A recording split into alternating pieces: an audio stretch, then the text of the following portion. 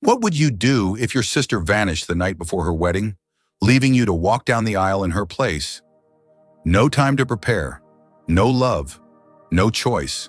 That's exactly what happened to Emily Prescott, a quiet young woman from a noble family in 19th century Virginia. When her older sister Vivian disappeared just hours before marrying the cold and powerful Duke Edward Blackwell, Emily was forced without warning to become the new bride. But this wasn't a fairy tale. This was a silent sacrifice, a marriage wrapped in duty secrets and the ghost of a woman who refused to stay gone. Behind the locked doors of Blackwell Manor, Emily entered a life not meant for her, facing a husband who barely looked at her and a stepdaughter who stared straight into her soul. What started as a lie soon spiraled into a dangerous storm of social scandal, betrayal, and an unexpected love born from heartbreak. Stay with me, because this story will take you from abandonment to redemption, from silence to soul-stirring truth. And trust me, by the end, you won't look at love or loyalty the same way again. The night before the wedding should have been filled with joy music and the rustle of satin. But at Almonwood Estate, nestled deep in the mist-veiled hills of Westmore, Virginia, the silence was suffocating. Somewhere upstairs, the bride was supposed to be sleeping. Instead, her room was empty. Vivian Prescott, the radiant eldest daughter of the powerful Prescott family, had vanished. Her bed was untouched. The gown, an intricate creation of imported silk and lace, hung undisturbed. The only clue she left behind was a single note on the vanity: "I couldn't do it. Forgive me." No name, no explanation. By the time the staff realized what had happened, the first pale light of dawn had started creeping across the estate. In the grand hall, Beatrice Prescott, the formidable matriarch, stood like a monument to pride. Her daughters had been raised with one commandment above all: protect the family name. She gathered the household. No one dared speak. No one dared cry. "There will be no scandal," Beatrice declared with a voice that could slice through steel. "The wedding will go on with Emily." Emily Prescott, the quiet younger sister, sat hidden in the shadow of a marble column. For most of her life, she'd been overlooked, a ghost in her own home. Now, with one sentence, her mother had sentenced her to take her sister's place as bride to a man she'd never spoken to. That man was Duke Edward Blackwell. He was a widower, powerful and mysterious, known for his piercing stare and the cold fortress he called home, Blackwell Manor. The arranged marriage had always been between Vivian and the Duke. It was supposed to be a strategic union, a merging of old money and noble legacy. Emily was never meant to be part of the equation. A letter was sent immediately to the Duke, its tone businesslike and emotionless. Emily had half hoped he would object. He did not. His reply was written at the bottom of the letter in one line: "It will be done." 3 days later, Emily was dressed in the same wedding gown Vivian had abandoned. It fit her well enough, but everything about it felt foreign. The lace bore Vivian's initials. The veil still smelled faintly of her perfume. As they dressed her in silence, Emily couldn't stop trembling. Not from nerves she had long accepted. She had no choice, but from the overwhelming feeling that she was stepping into a life not her own. On the morning of the wedding, a thick fog blanketed the land. The carriage ride to Blackwell Manor was quiet, save for the clatter of hooves on gravel. There were no guests, no music, no celebration, only duty. Blackwell Manor rose from the mist like a monument to forgotten grief. Its towering stone walls loomed above the trees, and its windows looked like eyes that refused to blink. Emily stepped down from the carriage alone. The door creaked open, and a stern butler nodded without a word, escorting her through cold hallways lined with portraits whose painted eyes seemed to follow her every step. In the chapel, Duke Edward Blackwell stood motionless facing the altar. Dressed in a black formal coat, he looked like a man attending a funeral, not a wedding. He didn't turn to look at her as she entered. He didn't greet her. Off to the side sat a small girl, his daughter Clara, no more than 6 years old, dressed in a navy velvet dress, her legs swinging silently beneath the pew. Her icy blue eyes locked on Emily, with a gaze far too serious for a child. The ceremony began. The priest's voice trembled as he read the vows, the words echoing in the empty stone room. When it was time, Edward took Emily's hand. His touch was cold, his expression unreadable. "I do," he said with detached precision. I do," Emily whispered, barely audible. And just like that, she was no longer Emily Prescott. She was the Duchess of Blackwell. Edward offered no kiss, no embrace. Instead, he gave her a stiff nod and walked out without a backward glance. Clara followed silently behind him, her little shoes clicking on the stone floor. Emily stood alone before the altar. Her chest was tight, her throat burned. This was not a beginning. It felt like the closing of a door she hadn't meant to walk through. That evening, her new room awaited her, spacious, high-ceilinged, and lifeless. The walls were lined with faded portraits of solemn ancestors. On a side table sat a vase of dying lilies. The petals fell like whispers onto the polished wood. No one came to check on her. No servants knocked. The Duke didn't send word. She could have disappeared and no one would have noticed. Late into the night, while the house was silent and the wind screamed against the windows, Emily spotted something outside, a small figure moving in the gardens below. Curious and alarmed, she rushed down barefoot through the dim halls and out into the cold. There in the iron-wrought greenhouse, she found Clara sitting alone on a bench, soaked and shivering, a tiny umbrella clutched in her lap.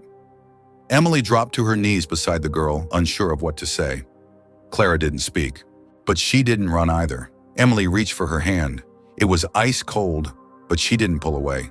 Their eyes met. And in that quiet moment, without words, without permission, a bond began to form between the two souls who had both been abandoned in different ways. The Duke had never expected Emily to matter, but fate, it seemed, had other plans. I'm truly sorry to pause the story right here, just when things are beginning to unravel. But this is only the beginning. Let me ask you something. If your sister ran away on the eve of her wedding and you were forced to take her place, would you obey or escape? And what do you think the Duke is hiding behind his silence? Let me know your thoughts in the comments. Also tell me, what country are you watching from? If you're enjoying the story, please give this video a like or tap that heart. Your support means the world and helps us bring you more powerful stories like this. Weeks passed in an uneasy silence at Blackwell Manor. Emily moved through the halls like a shadow, quiet, observant, tolerated, but never truly welcomed. The Duke remained distant, and though he never raised his voice or hand, his absence was the loudest sound in the house. Each night, Emily slept alone. Each morning, she sat across from an empty chair at breakfast. She wasn't hated, just forgotten. Only Clara, with her quiet presence and watchful eyes, offered any warmth. Slowly, the child began to seek her out. During rainy afternoons, Clara would bring her wilted flowers from the garden or press picture books into her lap without a word. The bond between them, once delicate, grew deeper with each passing day. And then one morning the letter arrived, a cream-colored envelope bearing the Prescott seal. Emily's heart dropped before she even opened it. Inside was a message written in her mother's hand, stiff, calculated, cold. Vivian has returned. She had come back, no explanation, no apology. Just the undeniable fact that the woman who once ran away from the altar had reappeared in Southport Bay, the coastal town, where rumors now claimed she worked at a small inn with a foreign musician. Beatrice wanted Vivian hidden, but secrets in high society never stay buried for long. Within days, whispers slithered through parlors and private salons. Was the marriage between Emily and the Duke even valid? Had he been tricked? Could the original bride claim her place again? And behind those questions was another sharper one. Was the childless union even real? The fact that Emily and Edward had never publicly declared affection only fueled the fire. And at the center of it all, always watching, always calculating, was Lady Margaret Ashford. Elegant, dangerous, unapologetically cruel. At a lavish garden party hosted by the Ashford estate, Margaret made her move. She floated through the crowd like smoke, her voice dripping with feigned concern. "I heard Duke Blackwell's wife is not the one he was supposed to marry," she said loudly enough for a nearby magistrate to hear. Imagine the scandal if the wrong Prescott sister wears the title of Duchess. By the end of the week, an official summons arrived at Blackwell Manor. The Council of Nobles had called for a public hearing to determine the legitimacy of Emily's marriage. It wasn't just about her. It was about the Blackwell name, the future of the estate, and the very idea of who belonged in this world and who didn't. Emily stood before her wardrobe the morning of the hearing and chose the plainest dress she owned. Bone-colored, unadorned, no jewels, no veil. She would not fight this battle with wealth. She would stand on dignity alone. When she walked into the council chamber, the gallery hushed. Aristocrats watched her like hawks. The Duke had taken a seat behind her, but offered no gesture, no glance. Emily stood alone. The charges were read aloud: lack of witnesses, absence of a signed marriage license, questions of deception. Her hands didn't shake, her voice didn't crack. "I did not marry for status," she said clearly. "I did not step into this role seeking power or affection. I did it because someone had to, because a child needed a mother, and because I would rather be scorned for showing up than praised for running away." A ripple passed through the room. Then the doors burst open. Clara ran down the marble aisle, her pearl-colored dress fluttering behind her. The guards stepped back, unsure of what to do. "Mama," the girl threw her arms around Emily's waist, burying her face against her. Gasps echoed across the gallery. Then footsteps. The Duke rose. He walked to the center of the chamber, stopped beside Emily, and turned to face the nobles. "I was silent because I didn't believe words mattered," he said.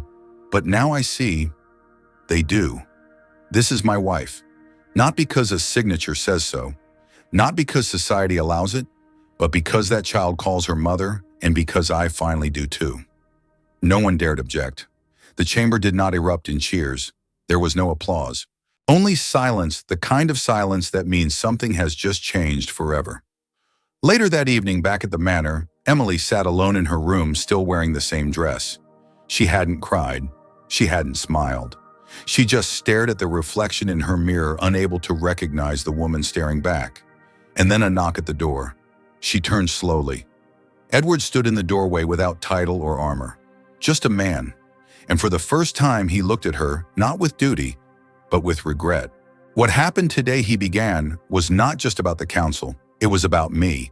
Not seeing you. Not understanding." She didn't answer. She didn't need to. Instead, she stepped forward and he took her hand. A beginning.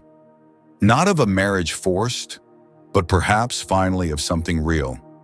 "Forgive me for stopping here, I know. Right when it's getting good.